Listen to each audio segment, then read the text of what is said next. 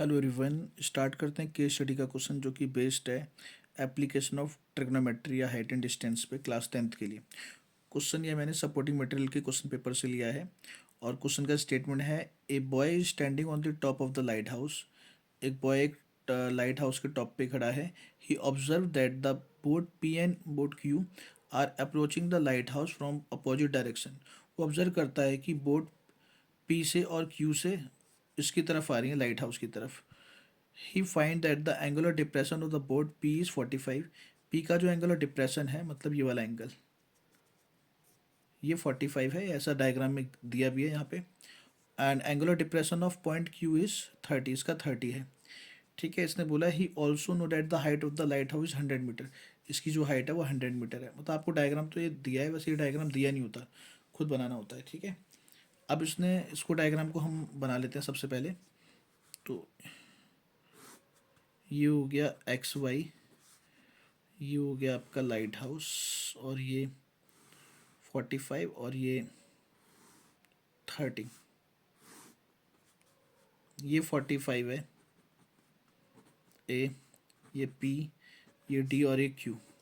अगर ये 45 है और ये 30 है, ये गिवन है, तो ये भी 45 होगा और ये भी 30 होगा, क्योंकि ऑल्टरनेट इंटीरियर से। ठीक है, तो फिलहाल देखो इसने क्या बोला है, what is the measure of A P D.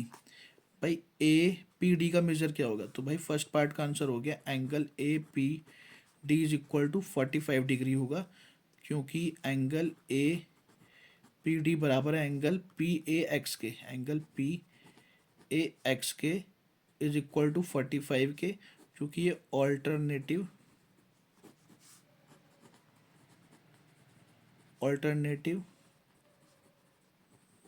Interior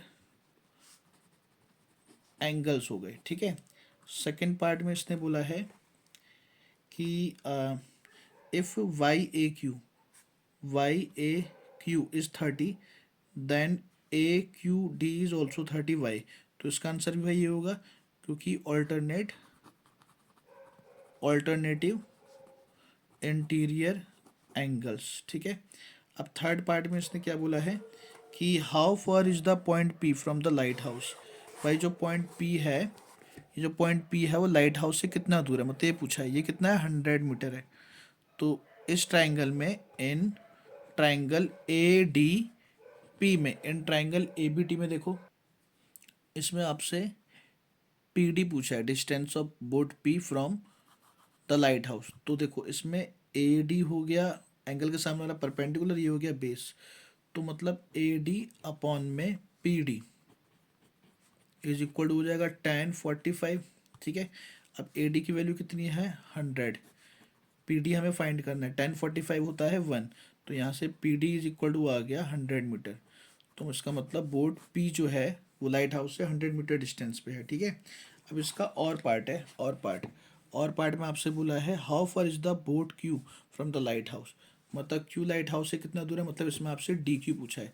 तो इस ट्राइंगल में, in triangle A D B D Q, A D Q में ये परपेंडिकुलर अपॉन में बेस, ए डी अपॉन में D Q is equal to 1030। भाई A D की value 100 upon में D Q is equal to 1/√3, cross multiply, तो D Q is equal to आएगा 100√3 metre.